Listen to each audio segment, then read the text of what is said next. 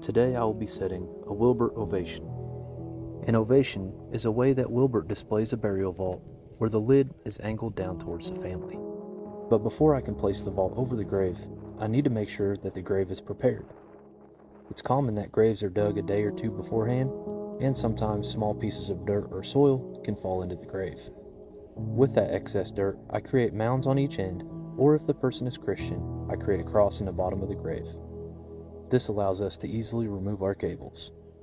And as you can tell, I've got the tail end of the hurricane storms rolling in as I begin my setup.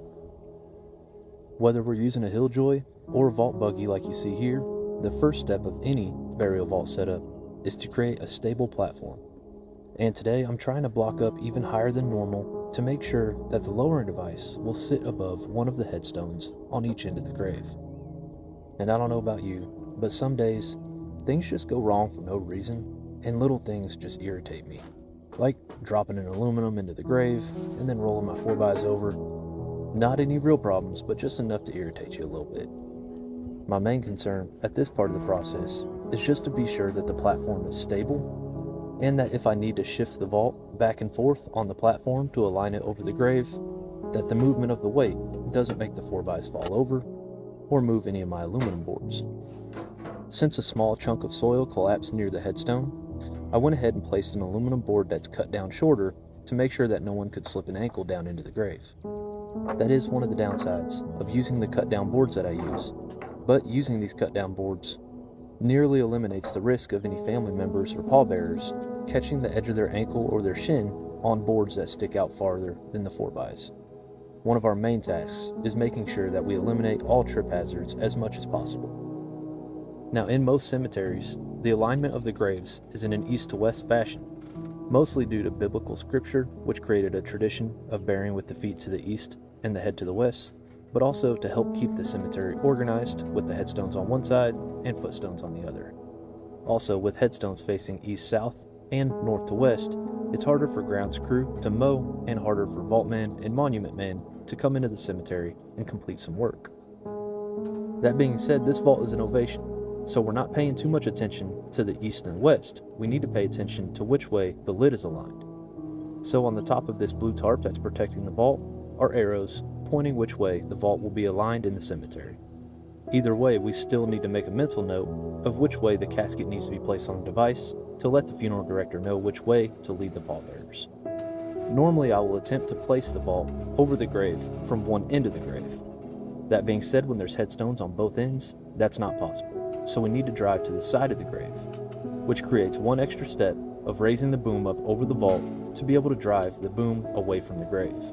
This is where the hydraulic front tire on the Johnny handler from True Rebel Equipment comes in handy.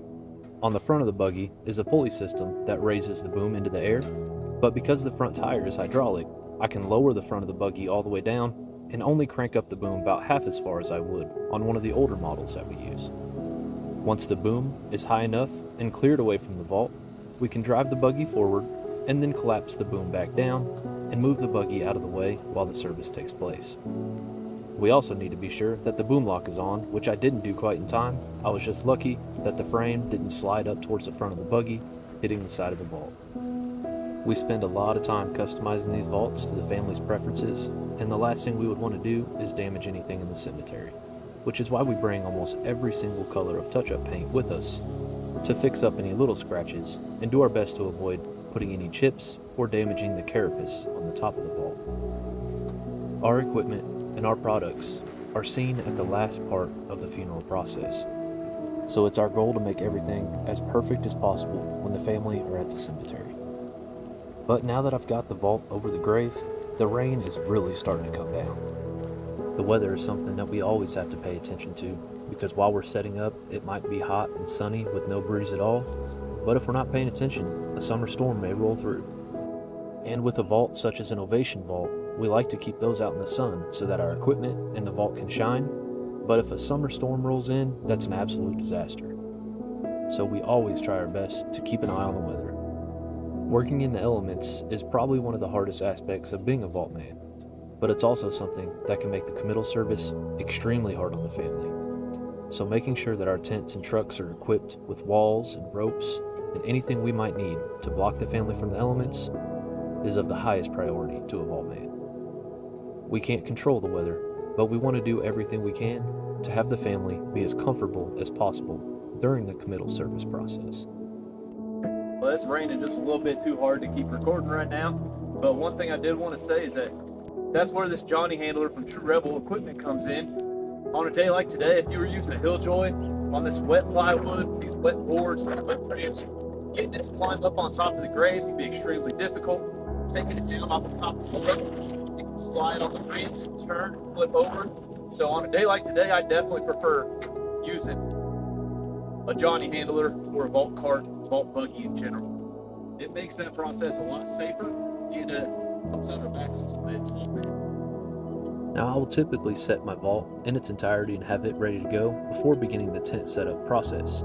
That's because if anything goes wrong at a committal service setup, it's most likely going to be over the grave, with the grave collapsing, or something malfunctioning with the vault setting process.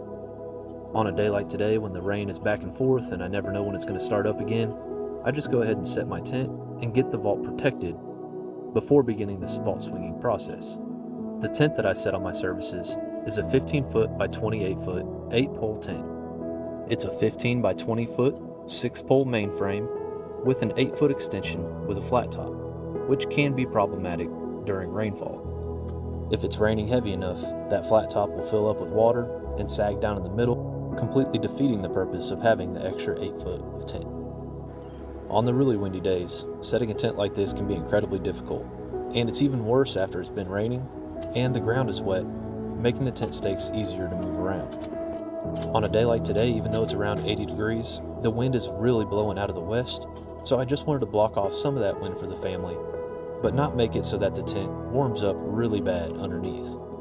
And it'll also help if the rain kicks back up again, the wind won't be bringing the rain right underneath the tent, which would, again, defeat the purpose of having a tent to shield the family from the elements. The main top is supported by 6 extension poles that start in the middle and connect to each of the 6 frame poles. The tent is then held down by a combination of straps and hooks, and if we need to straighten out the tent, we can add some ropes.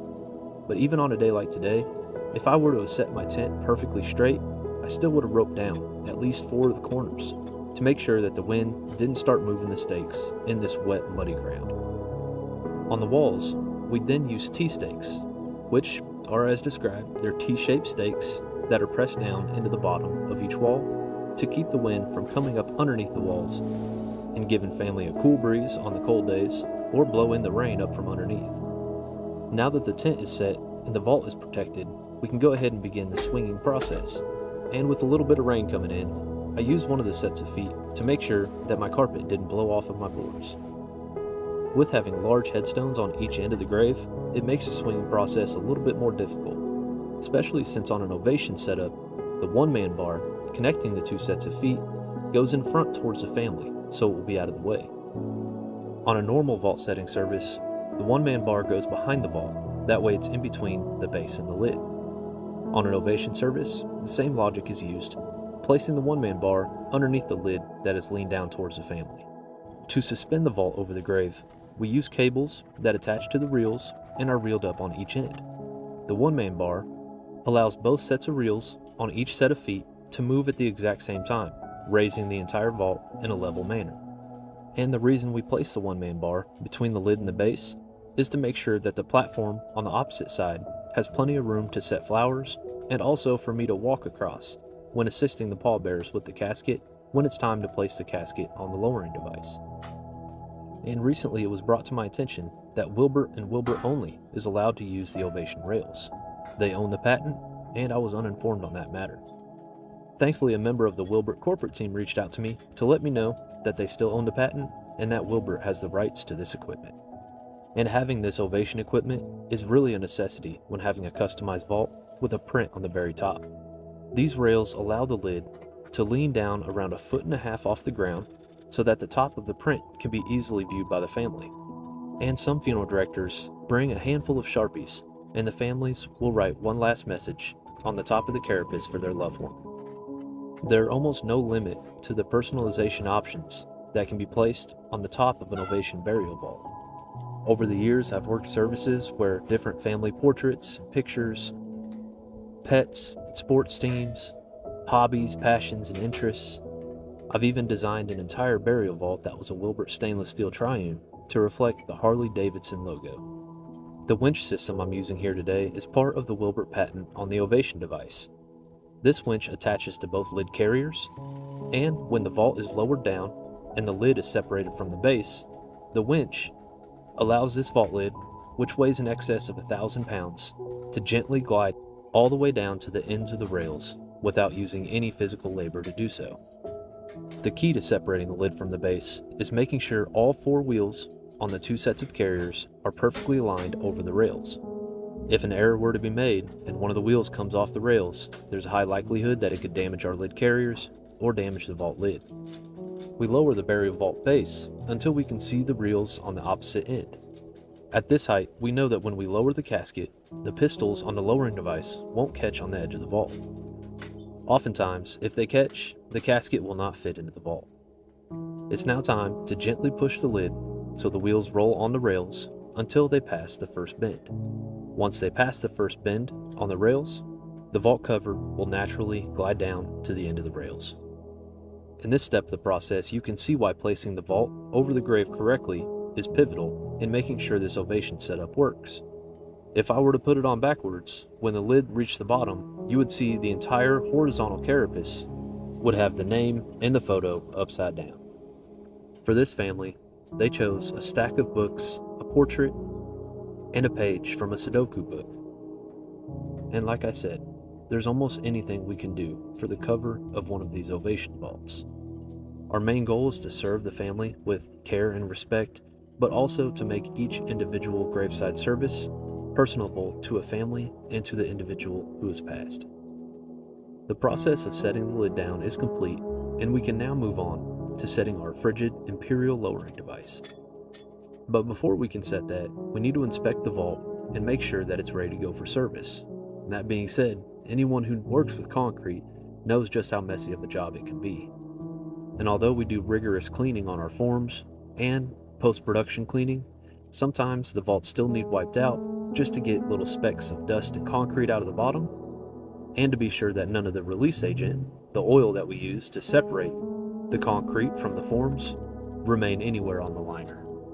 So once that was cleaned up, we can add our lowering device. Unless we're told that it's an oversized casket or a smaller casket, we set the lowering device with 4 holes showing to spread it out to accommodate the average width of a casket. This imperial lowering device can be adjusted for almost any size of casket, and unfortunately that means it can be collapsed down to accommodate a casket as small as 48 inches long.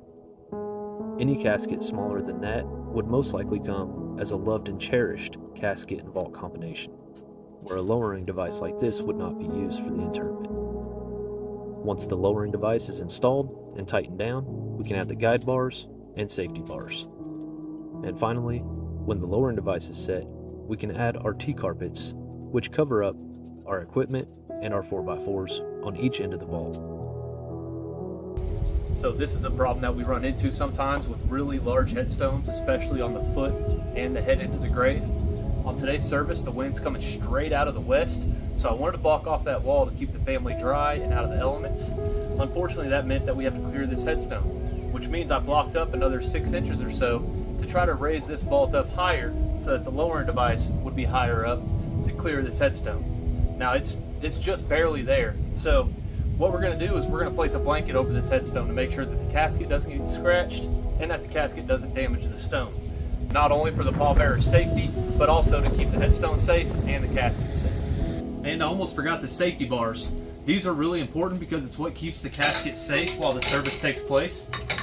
Rather than leaving the casket sitting on top of the rollers and on top of the straps, we lower it down onto these safety bars. That way, if anything happens to the brake, to the lock, if anything malfunctions, the casket doesn't have anywhere to go. It'll stay safely on the safety bars. That way it doesn't lower down into the vault. One end doesn't lower into the vault. The rollers don't malfunction. It's just a safety precaution to make sure the casket is safe and stable while the service goes on. And that in particular is why I like the Imperial lowering device. Rather than having 3 separate rollers that are detachable, it has 2 sets of pistols that swing freely with a guide bar that attaches the two sets. This means the pallbearers just have to walk up to one end, place it on the first roller, and I'll be up here to assist them, making sure it clears the first strap and the first set of rollers. After that, I don't really have to lift up on it at all. The pallbearers can just pass the casket hand over hand, and it'll slide up the guide bars over the second strap. And while the service takes place, I'll lower it onto the safety bars. That way no one has to step over these lid rails. No one has to straddle over on this side and get everybody all cramped up trying to set it down safely. It simply rolls right across. It stops with the casket brake, and then it lowers down onto the safety bars. Safe and sound, almost no room for error. For each committal service, we set 12 chairs with 12 chair covers. That's our standard number, and funeral homes can request for more when they know they're either going to have a very large family or a large family with people who have trouble getting around. The chair covers that we use are standard Wilbert blue chair covers, and we also have a different set for tri-guard chair covers and another set for a funeral home that we service that requests their own chair covers. On each service, when it's cold outside, we'll set out 2 lap blankets as well, and every service gets 12 tissues placed on the chairs for the family members. At times I may forget to restock on my tissues, so I'll set 4 tissues, 1 on each end of the first 2 rows. Also in the wintertime, when it's really cold outside, we will wall off the entirety of the tent and place propane heaters, and it warms up the tent around 20 to 25 degrees, depending on how bad the wind is. Each burial vault that we produce receives a trademark that goes on the foot end of the vault. Today it's on the head end because the alignment of the carapace is more important than the trademark. We just need to be sure to let the funeral director know which way the casket needs to enter the lowering device. The trademark is more so that the family can see that the vault they chose in a funeral home is what they received at the cemetery. And the screws on the top of the lid that you see here are just screws that allow us to move the vault lid around in the shop. Most vaults have screws, and some vaults have hooks. And to me it just looks better if those screws are screwed down farther into the lid for when the family arrives. The last thing I do before the family arrives is make sure that all my equipment is polished up from the rain that we just had, that all my carpets are swept off, all my tent poles are straight, and just making sure that everything is tidied up before the funeral arrives. We even need to go over the carapace just to make sure there's no fingerprints or no dust around the outside of the print. As you can imagine, a place that pours concrete and manufactures burial vaults can get pretty dirty at the shop, so once we're here, we just want to make sure that everything is spotless before the family arrives. And this is what the family sees when they arrive at the cemetery. My responsibilities, once the family arrives, includes letting the funeral director know which way that the casket needs to go onto the grave. It also includes picking up the flags off the cars in the procession, making sure that if elderly people are in attendance to the funeral, that they get a hand if they so need, and helping the pallbearers place the casket over the grave. My main responsibility comes after the service is concluded, which in some cases means lowering the casket and sealing the vault in front of the family. One thing I always try to make sure to do is not disturb anything that was placed over the casket by family members. And on a breezy day like today, a few roses fell from the top of the casket, so before I seal the vault, I need to make sure that those are placed back on the head end of the casket where the family chose to place it. Now, unless I'm told to leave it on by the funeral director or family members, the casket spray, which is the casket piece, is removed, but the flowers left by family members may stay. Once the grave is filled, the casket spray will be placed over the grave. Now, some people are confused as to why this process is not always done in front of the family. Now, it is your right to have this process be performed in front of you.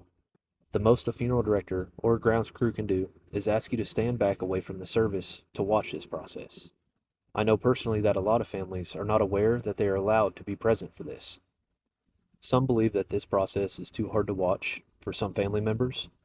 Other family members choose to move on to the repast or the luncheon that occurs directly after the committal service has concluded.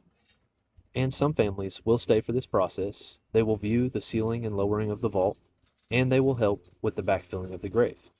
And some families dig and fill the grave by hand still. It is entirely up to the family's discretion. But one reason that I've heard from funeral directors over the years is that they don't trust their vault man to do the job correctly. And in my opinion, that's more of a reason to stay, to make sure that nothing is damaged and that the lowering process is done with care and respect. To be fully transparent, not every vault company seals and lowers a vault in this manner. Oftentimes, the burial vault base is placed in the bottom of the grave, and the lid is off to the side on a vault buggy. That being said, the time it will take to seal and lower a vault after removing the tent and picking up all the equipment would take a lot longer than it does for me to lower the vault in front of the family in this manner. This takes around 7 minutes to do in front of the family that's in attendance. It's also very common that a family will designate one person to stay behind and watch this process before moving on to the luncheon or the repast. For me personally, I believe this is a very important part in the funeral experience. I think there's a sense of closure and finality that comes with watching the casket be sealed and the vault be lowered. I know when my grandfather passed away and I did the setup, I was a pallbearer, and I lowered my grandfather into the ground myself. It was a moment that almost felt like it brought my family closer together in that time because they were able to watch me do my job and watch their family member, my grandfather, be cared for correctly in this manner. But what it comes down to are the family's wishes and needs in this situation. If you don't wish to watch this process, that's totally understandable on my point of view. If you want to be involved in every step of the process, I totally understand that as well. It's just my hope that you have plenty of support in a situation such as this, losing a loved one or a family member, and that the funeral home and the vault crew take great care of your family through this process as well. It's now time to seal the burial vault. We first attach our winch and attach the hooks to each end of the vault lid. We can then pull the lid up the rails using the winch and raise the base into the lid. Wilbert burial vaults use a tongue and groove method to seal with a butyl adhesive that's inlaid into the lid during the manufacturing process. When the base is raised into the lid, the seal is displaced around the tongue of the base and seals the burial vault. The concrete on the outside of the burial vault is not what provides the seal. The concrete is there to protect the liner. The combination of the interior liner and the seal between the lid and the base is what gives this vault an air and watertight seal. Now, a drill can be used to raise the base into the lid, but personally, I like to use the hand crank to make sure I have complete and total control. I want to make sure that the lid and the base are aligned perfectly so that when the lip of the base enters the groove of the seal, it disperses correctly right in the center of the butyl adhesive. Also, using a power drill would not work when it comes to lowering the vault. The feet used to raise and lower the vault are geared in a manner in which if you were to reverse a drill and place it on the end of one of the feet and press the trigger, the vault would lower to the bottom of the grave incredibly fast, and that is not at all what I want to happen. Before lowering the vault to the bottom of the grave, I will remove the carriers and the rails. This vault is now sealed and ready to be lowered to its final resting place. I can now use the crank to lower the vault until it reaches the cross that was placed in the bottom of the grave. Now, the reason the cross is so important to a vault man is that these cables have a hook on each end, and that hook can catch on the square end of each side of the vault, which can sometimes make it very difficult to crank the cable through the ground underneath the vault to pull it from the other end. Before placing the cross, I always check the obituary to make sure that the individual being laid to rest was of Christian faith. If not, I simply place a mound on each end and it serves the same purpose. The only thing left to do is remove the cables from underneath the vault and begin the tent teardown process. And today's committal service is complete. From start to finish, this process took around 5 hours. God bless. Take care.